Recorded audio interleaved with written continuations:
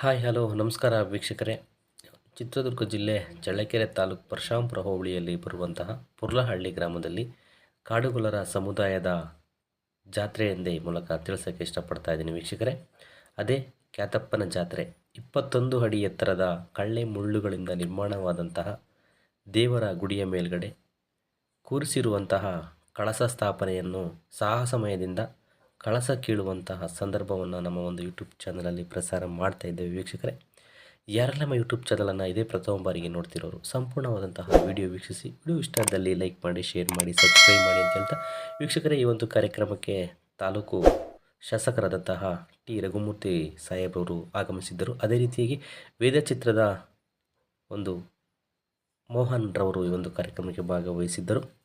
ವೀಕ್ಷಕರೇ, ಈ ಒಂದು ಸಾಹಸಮಯ ಕಳ್ಳೆ ಮುಳ್ಳಿನ ಮೇಲ್ಗಡೆ ಏರಿ ಕಳಸ ಕೀಳುವಂತಹ ಸಂದರ್ಭವನ್ನು ನಮ್ಮ ಒಂದು ಯೂಟ್ಯೂಬ್ ಚಾನಲ್